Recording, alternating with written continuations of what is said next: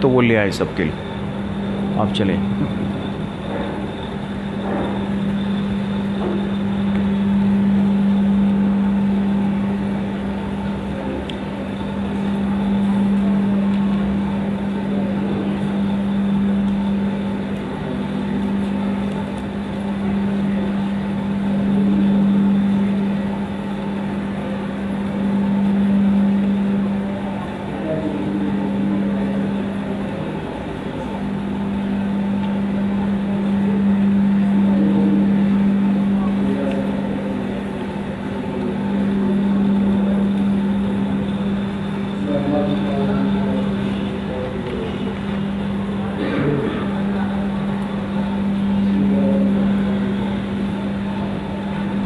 بسم اللہ الرحمن الرحیم.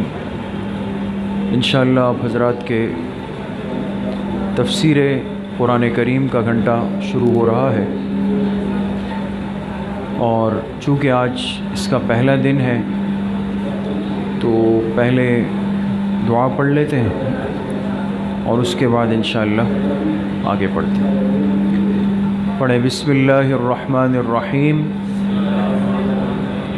رب یسر ولا تعسر وتمم بالخیر وبک نستعین یا فتاح یا علیم. رب یسر ولا تعسر وتمم بالخیر وبک نستعین یا فتاح یا علیم.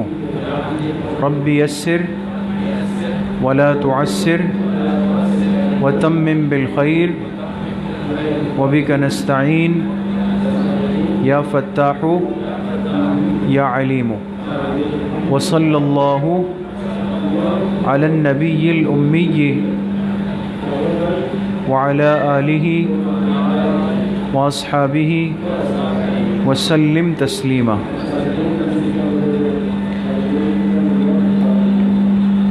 انشاءاللہ سال اول کی جو پہلی سہ-ماہی ہے، پہلا سیمسٹر ہے، اس میں ہم سورہ فاتحہ اور آخر کی جو 10 صورتیں ہیں اس کا ترجمہ اور تفسیر اور مناسب تشریح جو ہے وہ پڑھیں گے.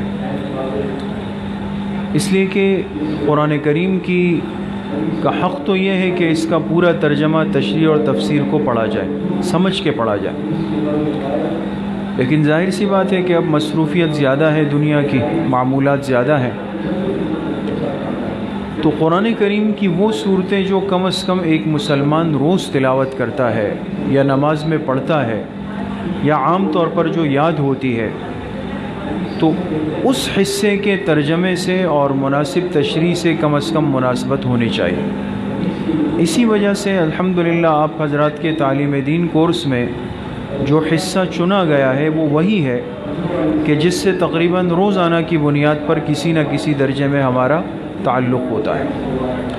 تو آج انشاءاللہ سورۃ الفاتحہ سے شروع کریں گے اور پھر آخر کی 10 صورتیں ہوں گی، اور پھر انشاءاللہ سورۃ الفجر سے، یعنی جو نصف پارہ ہے، اما پارہ، وہ انشاءاللہ پورا کیا جائے گا. تمام ساتھیوں کے پاس کاپی ضرور ہونی چاہیے. موجود ہے؟ کاپی کھول لیں، اور جو باتیں آپ حضرات کو بتائی جائیں، لکھوائی جائیں، اس کو لازمی لکھیں اور ترتیب کے ساتھ لکھیں.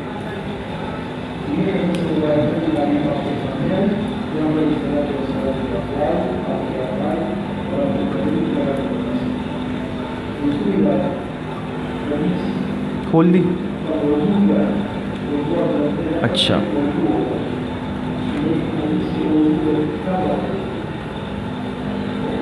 شروع کرنے سے پہلے 3 باتوں کو جاننا بہت ضروری ہے، اور یہ باتیں آپ حضرات نے لکھنی ہیں. لکھیں. تفسیر کو شروع کرنے سے پہلے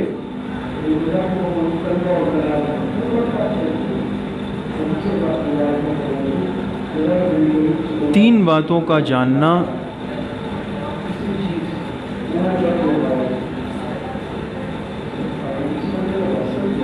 ضروری ہے.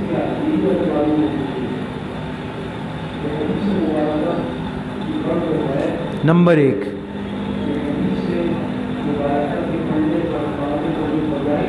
قرآن کریم اللہ تعالیٰ کا کلام ذاتی ہے۔ قرآن کریم اللہ تعالیٰ کا کلام ذاتی ہے۔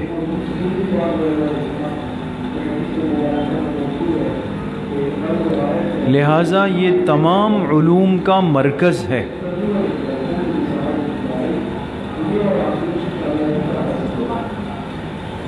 لہٰذا یہ تمام علوم کا کیا ہے؟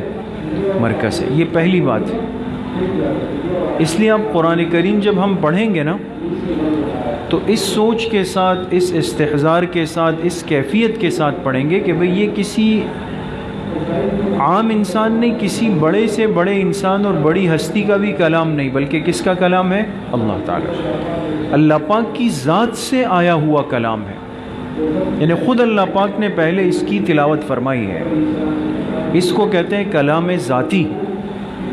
بات سمجھ گئے دوست؟ وہاں سے یہ پہلے لوح محفوظ پہ آیا ہے، پھر پہلے آسمان پہ آیا ہے، اور پھر آپ علیہ السلام کے قلب مبارک پہ آیا ہے۔ ترتیب اس کی ہے، وہ باتیں آتی رہیں گی انشاءاللہ۔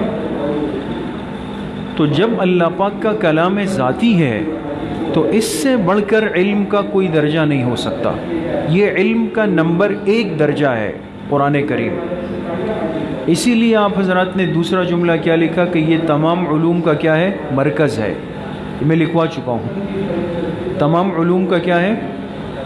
آپ حدیث پڑھیں گے انشاءاللہ، مسائل پڑھیں گے، سیرت پڑھیں گے، آداب المعاشرت پڑھیں گے، عقائد پڑھیں گے، مسنون دعائیں، سب، لیکن وہ تمام چیزیں قرآن کریم کی تابع ہیں، اس کے نیچے ہے، اس کے بعد ہے۔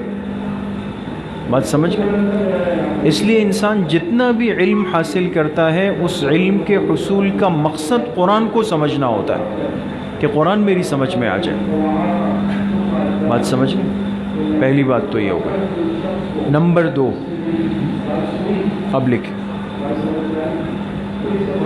کاپی نہیں ہے؟ لے لیں، وہ طلبہ سامنے، ان سے لے لیں۔ نمبر 2، قرآن کریم ایک نور ہے۔ قرآن کریم ایک نور ہے، نور، روشنی، اور اس نور کو حاصل کرنے، قرآن کریم ایک نور ہے، اور اس نور کو حاصل کرنے کے لیے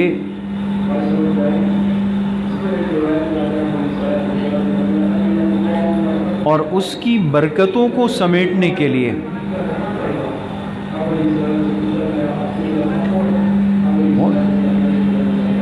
اور اس کی برکتوں کو سمیٹنے کے لیے ظاہر و باطن کی پاکیزگی بہت ضروری ہے۔ اس کی برکتوں کو سمیٹنے کے لیے ظاہر اور باطن کی پاکیزگی بہت ضروری ہے۔ لکھ لیا؟ یہ دوسری بات ہے دوست۔ قرآن کو آپ نے لکھا کہ نور ہے، اور یہ بات کسی انسان کی کہی ہوئی نہیں، اللہ پاک نے خود قرآن میں فرمایا قرآن کے بارے میں، وَأَنزَلْنَا إِلَيْكُمْ نُورًا مُبِينًا، اے ہمارے پاک پیغمبر، ہم نے آپ پر ایک نور اتارا ہے۔ تو اس نور سے مراد کیا ہے؟ قرآن کریم۔ تو قرآن کریم کو اللہ پاک نے نور فرمایا۔ اب نور ایک روشنی ہے نا، جیسے دیکھیں ٹیوب لائٹیں جل رہی ہے تو جگہ روشن ہو گئی، لیکن اگر خادم صفائی نہ کرے اور دھول جم جائے تو ٹیوب لائٹ جلے گی لیکن اس کی روشنی کی وہ کیفیت نہیں ہوگی۔ قرآن نور ہے، اور ہم اگر اس نور کو اپنے دل میں اور اپنے سینے میں لانا چاہتے ہیں تو ضروری ہے کہ ہم اپنے ظاہر کے جسم کو بھی پاک رکھیں اور باطن کو بھی پاک رکھیں۔ ظاہر تو ضروری ہے، آپ میں سے کوئی بھی بے وضو اس کو ہاتھ نہیں لگا سکتا، کوئی مسلمان بھی، یہی مسئلہ ہے نا۔ اگر کسی کا وضو نہیں تو وہ اس کو ہاتھ نہیں لگا سکتا، اور اگر غسل کی حاجت ہے تو زبانی بھی نہیں پڑھ سکتا اس کو۔ ظاہر کی پاکیزگی ضروری۔ باطن کی پاکیزگی کا کیا مطلب؟ دل کے اندر بہت ساری چیزیں بیٹھی ہوئی آج دل کے اندر، جس کو ہم کہتے ہیں روحانی امراض. کسی کے لیے بدگمانی ہے، کسی کے لیے حسد ہے، کسی کے لیے برا جذبہ ہے، کسی کے لیے بدخواہی ہے، کسی کے لیے بری سوچ ہے. یہ ساری چیزیں دل کے اندر بیٹھی ہوئی ہیں. اور آپ دیکھیں یہی وجہ ہے کہ یہ جتنی یہ چیزیں اندر گئی اور اس نے دل میں جگہ بنائی، اب قرآن کی تلاوت کو بھی دل نہیں کرتا. آج یہ ایک بڑا سوال ہے نا کہ میں قرآن کی تلاوت کے لیے بیٹھتا ہوں، مشکل ہوتی ہے. کہتے ہیں نا ساتھی، باقی سارے کام ہو رہے ہیں لیکن جیسے قرآن کھولا آنکھوں میں اندھیرا آ رہا ہے، سر چکرا رہا ہے، نیند شروع ہو گئی. سوال یہ کہ ایسا کیوں ہوا؟ موبائل میں تو 2 گھنٹے ہم لگے ہوئے ہیں رات کو، کوئی بھی پلک نہیں جھپکتی.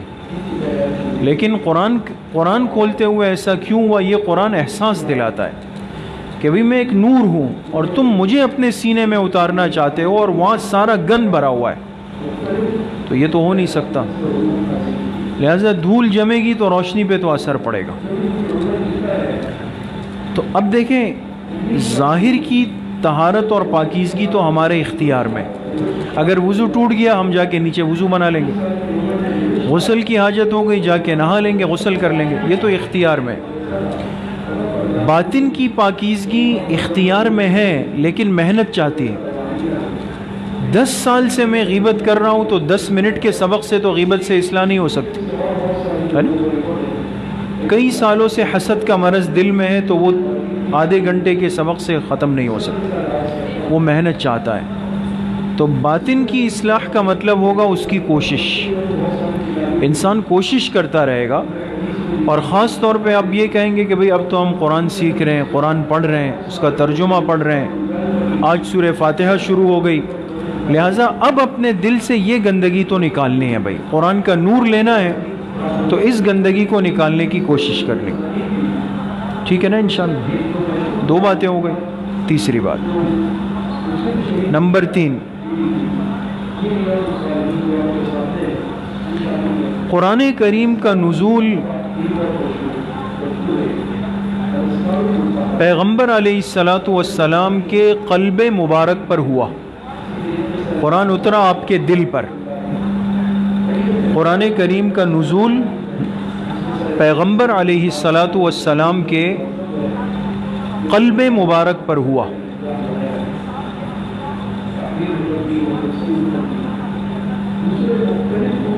اور وہاں سے صحابہ اکرام کے ذریعے امت تک منتقل ہوا. اور وہاں سے صحابہ اکرام کے قلب مبارک پر ہوا اور وہاں سے صحابہ اکرام کے ذریعے امت تک منتقل ہوا.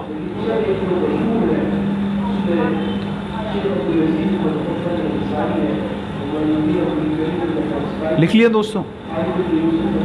لہذا اب اس قرآن کو صحیح سمجھنے کے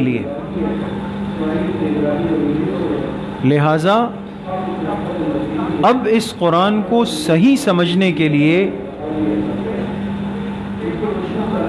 ادب والی زندگی بہت ضروری ہے. کون سی والی زندگی؟ ادب والی زندگی بہت ضروری ہے. بے ادبی کے ساتھ یہ سمجھ میں نہیں آ سکتا. بے ادبی کے ساتھ یہ سمجھ میں نہیں آ سکتا. بات سمجھ گئے دوست؟ 3 باتیں ہو گئی. یہ تیسری بات تھی، یہ بھی اہم ترین بات ہے. تو اب دیکھیں قرآن کریم کو اللہ پاک نے اتارا تو آپ علیہ السلام کے دل پہ اترا. حالانکہ عام طور پہ ترتیب کیا ہے؟ جیسے ابھی آپ حضرات سبق سن رہے ہیں یا اس سے پہلے حدیث کا سنا، تو آپ سے کوئی بھی پوچھے کہ بھئی آپ سن رہے ہیں تو کہاں سے سن رہے ہیں، آپ کیا کہیں گے؟ کان سے، ہے نا؟ آپ کہیں گے ہم کان سے سن رہے ہیں. تو ترتیب یہ ہے کسی بھی علم کی کہ جب انسان اس کو لیتا ہے تو کان کے راستے سے لیتا ہے. لیکن اللہ کے اس کلام کی ترتیب الگ آئی، اور یہ بھی قرآن میں خود فرمایا علی قلبک، اے میرے پیغمبر ہم نے آپ کے دل پہ اتارا ہے، کانوں پہ نہیں، دل پہ آیا۔ تو اب غور کریں گے دوستو، چلا اللہ پاک کی ذات سے، لانے والے حضرت جبرائیل علیہ السلام، اور لے کر آئے اس کائنات کے سب سے مبارک دل پر، جناب نبی کریم صلی اللہ علیہ وسلم کے دل پر، اور ان کے دل پہ اترنے کے بعد جب ان کی زبان مبارک سے نکلا تو اس کائنات کے سب سے مبارک لوگ صحابہ اکرام تھے، انہوں نے سنا۔ 4 مبارک واسطوں سے قرآن کریم امت تک آیا، اللہ پاک، جبرائیل علیہ السلام، جناب نبی کریم صلی اللہ علیہ وسلم، صحابہ اکرام، 4 مبارک واسطے۔ یہ 4 مبارک واسطوں کے ذریعے سے جو علم آئے گا وہ ادب کا متقاضی ہوگا، بے ادبی کے ساتھ تو نہیں آ سکتا۔ لہٰذا اگر ایک آدمی خدا نخواستہ ماں باپ کی بے ادبی کرے، اساتذہ کی بے ادبی کرے، بڑوں کی بے ادبی کرے تو محرومی ہے نا، محروم ہو جائے گا۔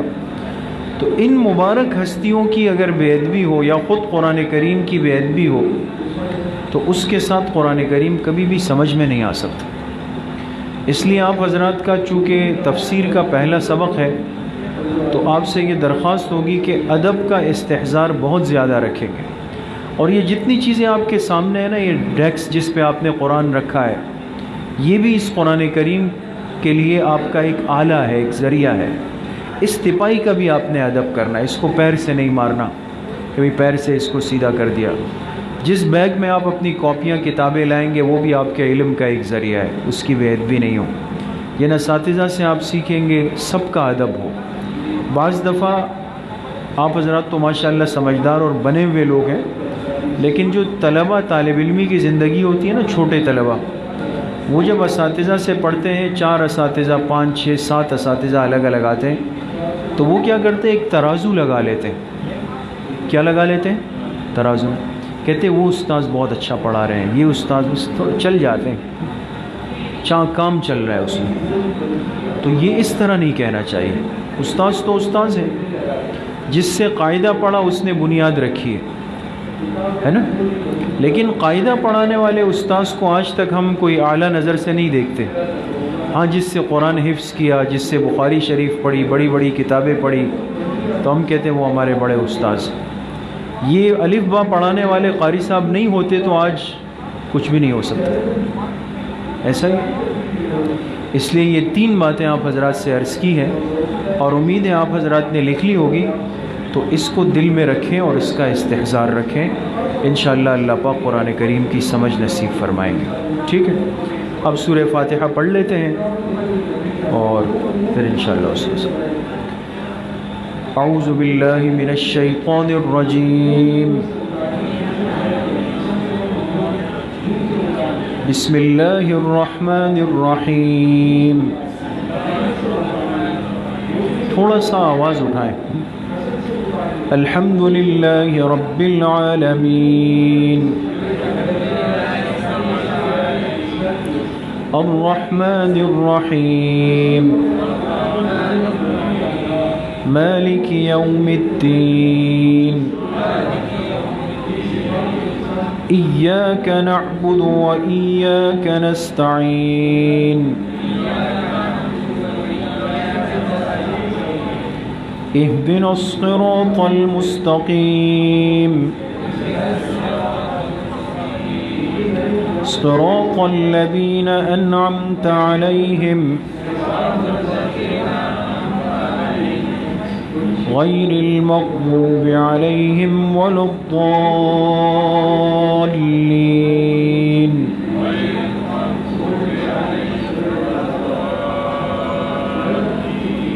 آمین۔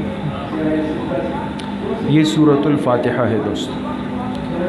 اچھا، تفسیر شروع کرنے سے پہلے جو پڑھنے کا اور سمجھنے کا طرز ہے وہ سمجھ لیں، تو آخر تک انشاءاللہ کوئی پریشانی نہیں ہوگی۔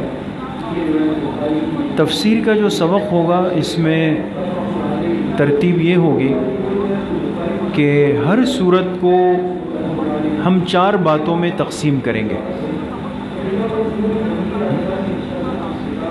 دیکھیں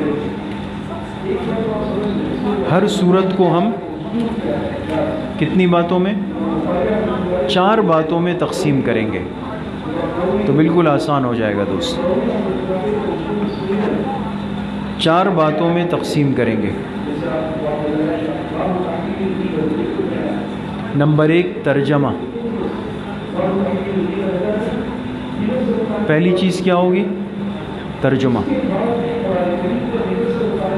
نمبر 2 وجہ تسمیہ. وجہ تسمیہ، وجہ لکھے وجہ، آگے لکھے تسمیہ. تسمیہ تا سین میم یا اور گول ہا جو ہوتی ہے، یہ کیا ہو گئی؟ وجہ تسمیہ. وجہ تسمیہ کا مطلب یہ ہوتا ہے کہ اس کو یہ نام کیوں دیا گیا، اس کا یہ نام کیوں رکھا گیا. جیسے مثال کے طور پہ آپ میں سے کوئی ساتھی کہے کہ بھئی پٹیل پاڑا کو پٹیل پاڑا کیوں کہتے ہیں، تو یہ ہوگی پٹیل پاڑا کی وجہ تسمیہ. بات سمجھ گئے؟ بہت ساری جگہوں کے نام کے پیچھے کوئی نہ کوئی وجہ ہوتی ہے نا. تو سورۃ الفاتحہ کا نام سورۃ الفاتحہ کیوں ہے، اس کی وجہ تسمیہ کیا ہے، یہ بات آ جائے گی. تیسری بات کہیں گے موضوع سورت.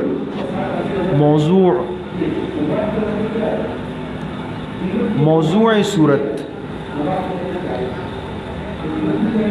یاد رکھیں قرآن کریم کی 114 صورتیں، ہر صورت کا ایک موضوع ہے، چاہے وہ سورۃ البقرہ جیسی بڑی صورت ہو 2.5 پاروں کی، یا سورہ کوثر جیسے 3 آیتوں کی صورت ہو، لیکن صورت کا موضوع ایک ہوگا. بات سمجھ؟ جیسے آپ اگر کسی بیان میں بیٹھ جائیں، ایک عالم نے 5 منٹ بات کی، ایک نے 2 گھنٹے بات کی، لیکن آخر میں آپ کہیں گے کہ بھئی آج انہوں نے ذکر پہ بات کی. 2 گھنٹے والے کا موضوع بھی ذکر تھا، 5 منٹ والے کا موضوع بھی. تو ہر علم کا ایک موضوع ضرور ہوتا ہے، ٹاپک. ٹھیک ہے، اس میں تفصیلات کبھی یہاں وہاں، واقعات، مثالیں، آیات، احادیث چلیں گی، لیکن سب گھوم گھام کے ایک ٹاپک موضوع پہ آ جائیں گے. تو سورۃ الفاتحہ کا بھی ایک موضوع ہوگا، باقی صورتوں کا بھی ہوگا. چوتھی چیز ہوتی ہے خلاصہ صورت. خلاصہ صورت کہ اس پوری صورت کا ایک پیغام اور سبق کیا ہے. باتیں تو بہت ساری ہوں گی اس میں، لیکن اصل کمال یہ ہے قرآن کریم کے سمجھنے میں کہ آپ صورت کے آخر تک پہنچنے کے بعد اس کا ایک نچوڑ نکال لیں، ایک خلاصہ نکال لیں، ایک سبق اخذ کر لیں اس کا. ٹھیک ہے، تو یہ کتنی باتیں ہو گئی؟ 4. پہلی ترجمہ، پھر وجہ تسمیہ، نمبر 3 موضوع، نمبر 4 خلاصہ.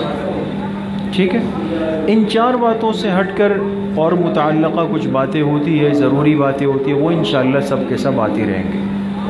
تو ترتیب سے آپ حضرات لکھیں گے اور اس کو پڑھیں گے تو انشاءاللہ بہت فائدہ ہوگا. تو انشاءاللہ ٹائم تو ہمارا ہے 9 بجے تک کا ہے، لیکن آج اتنا کافی ہے. پہلے دن سبق کم ہوتا ہے نا ویسے، تاکہ وہ روٹین نہ ٹوٹے، نہ آپ لوگ کہیں گے کہ بھئی پہلے دن بھی پورا گھنٹہ پڑھا لیا. بس ساتھیوں سے درخواست یہ ہے کہ پابندی کے ساتھ آئیں اور وقت پہ آنے کی کوشش کریں. کبھی دیر سویر ہو جاتی ہے، ٹریفک ہے، معاملات ہے، پھر بھی پہنچ جائیں، جب بھی پہنچ جائیں. کوئی ساتھی غیر حاضر تو نہیں ہے آپ میں سے؟ نہیں، سب آئے ہوئے. آپ کے بھائی نہیں آئے؟ کیوں؟ اچھا، کب آ جائیں گے؟ اچھا، تو خیر بہرحال ان کو پیغام دے دیجیے گا کہ جیسے ہی جماعت سے فارغ ہو جائیں، بولے اساتذہ یاد فرما رہے تھے آپ. ٹھیک ہے، السلام علیکم ورحمۃ اللہ.